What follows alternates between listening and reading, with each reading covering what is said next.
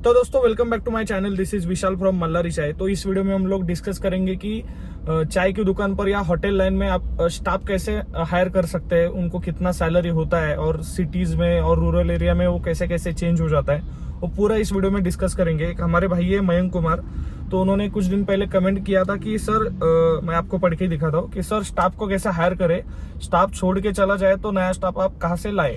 तो ये बेसिक नए आप जब बिजनेस में होता है तो सबके दिमाग में ये सवाल आता है कि चाय की दुकान तो हम लोग शुरू करें या फिर कोई भी दुकान हम लोग स्टार्ट करें, होटल वगैरह, लेकिन स्टाफ कहाँ से आपको मिले।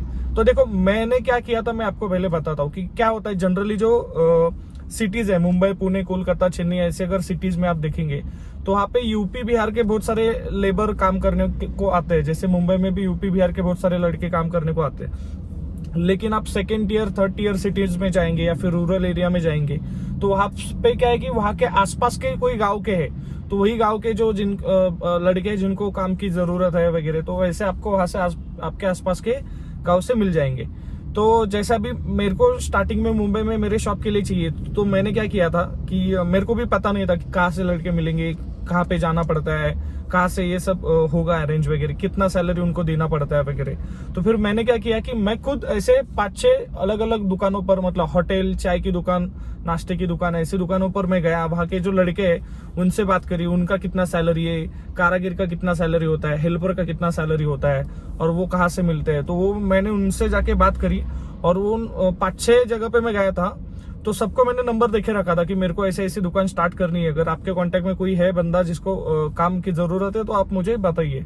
फिर 2-3 दिन में मुझे 2 बंदों के कॉल आए थे कि ऐसे ऐसे लड़के हैं, और तो फिर उन्होंने फिर गांव से मंगाया और मेरा शॉप जब स्टार्ट हुआ तो मैंने मेरे शॉप पर रखे।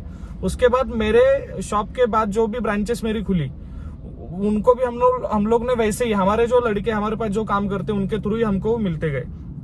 अभी ऐसे आप भी कर सकते हैं। अगर आपको जहाँ पे भी आप चाय की दुकान या फिर जो भी कुछ होटल वगैरह, रेस्टोरेंट वगैरह खोलने का सोच रहे, तो आपके आसपास के जो 10-20 किलोमीटर में जो है दुकान या फिर होटल्स, तो वहां पर आप जाइए। वहां का जो स्टाफ है या वहां पे जो लेबर है उनसे आप बात करिए, आप नंबर वगैरह शेयर करिए, तो फिर वो आपको कांटेक्ट करेंगे।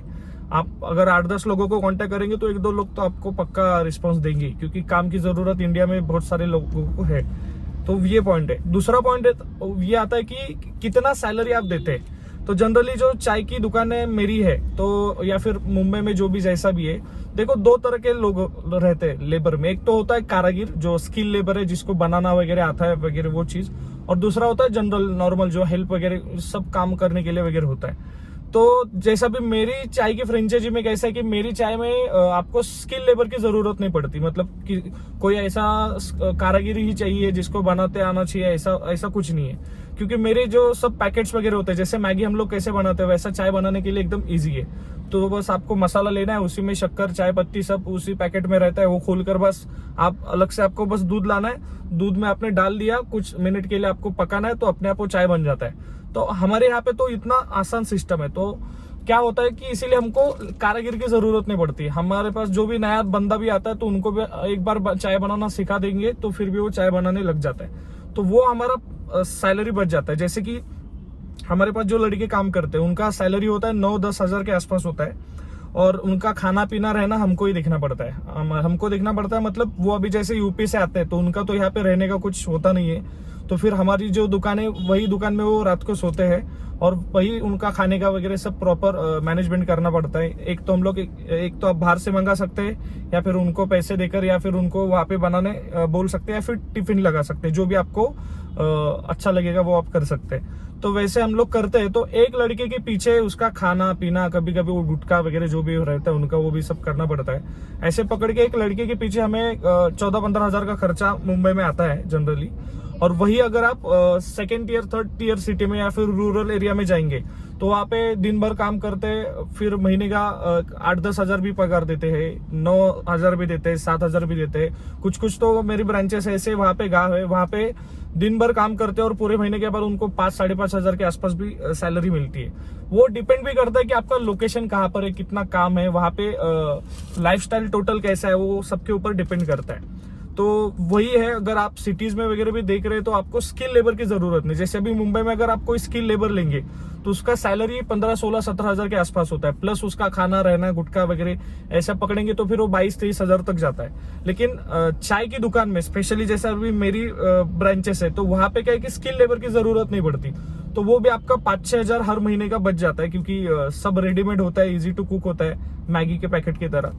तो यही है कि अभी आपको देखना है कि आपको जहां पर भी होटल डालना है तो वहां पे मार्केट प्राइस क्या चल रही है, सैलरी की, स्किल लेबर की क्या चल रही है, और फिर कारागिर है उसकी क्या चल रही है, हेल्पर की क्या चल रही है। उसके बाद आपको देखना है कि कौन से होटल है, वहां पर आप जाइए, लोगों से बातचीत करिए। आप जब तक जाएंगे नहीं, पूछेंगे नहीं, तब तक आपको लड़के मिलेंगे नहीं। तो ऐसे ही आपको करना पड़ेगा स्टार्टिंग में। फिर एक बार आपको एक लड़का मिल गया तो फिर धीरे धीरे एक के थ्रू आपको जैसे जितने चाहिए उतने लड़के मिल सकते हैं। तो यही है। और दूसरा उन्होंने क्वेश्चंस पूछा था कि स्टाफ छोड़ के चला जाए तो इसमें क्या कर सकते हैं। आपको फिर नया स्टाफ रखना पड़ेगा उसमें, आप या फिर मैं कुछ भी नहीं कर सकता, वो हमारे भी हाथ में इतना नहीं होता। अगर हम लोग कितने भी अच्छे से रहे, कुछ भी करें, फिर भी उनके ऊपर भी बहुत सारे होता है। तो और ऐसे में अच्छे लड़के मिलने के लिए आपको एक बार 10 लड़के रखेंगे, मतलब 10 लड़के एक के बाद ऐसे आते जाएंगे ना, तो फिर आपको 2-3 लड़के अच्छे मिलेंगे। सबके सब लोग अच्छे मिलेंगे काम करने के लिए, ऐसा नहीं होता। और दूसरा होता है कि आपके ऊपर भी आप कैसे ट्रीटमेंट देते हैं, आप कितना सैलरी देते हैं वगैरह, तो वो भी आपको सोचना पड़ेगा। जैसे कहते हैं ना कि अगर घर में आप कितना भी पैसा कमा लो, क्या भी कर लो, कितना भी सक्सेस आप कमा लो, आप तभी खुश रह सकते हैं जब आपकी घर की लक्ष्मी या फिर घर की जो स्त्री है वो खुश रह सकती है। वैसे ही चाय के या फिर कोई भी धंधे में कि आपको अगर सक्सेसफुल होना है तो आपके पास जो लोग काम करते हैं वो आपसे खुश होने चाहिए। वो उनको आपके साथ काम करने के बाद वो एक सेटिस्फेक्शन मिलना चाहिए कि हाँ भाई पैसा भी मिल रहा है, इज्जत भी मिल रही है, रिस्पेक्ट भी मिल रही है। अगर ये सब होगा तो फिर आपके पास लड़के भी टिकेंगे और आप अच्छा से काम करेंगे। और ये सब करने के बाद भी लड़के छोड़ के जा सकते हैं, ऐसा नहीं है कि मतलब ऐसा ये आप इतना सब केयर करेंगे तो लड़के टिकेंगे, उनके ऊपर भी सब डिपेंड होता है। ये 2 वे जनरली होता है। तो ये है। और भी आपको कुछ डाउट है या फिर आपको कुछ भी पूछना है तो आप मुझे कमेंट करके या फिर कॉल करके पूछ सकते हैं। पूरी वीडियो देखने के लिए थैंक यू सो मच।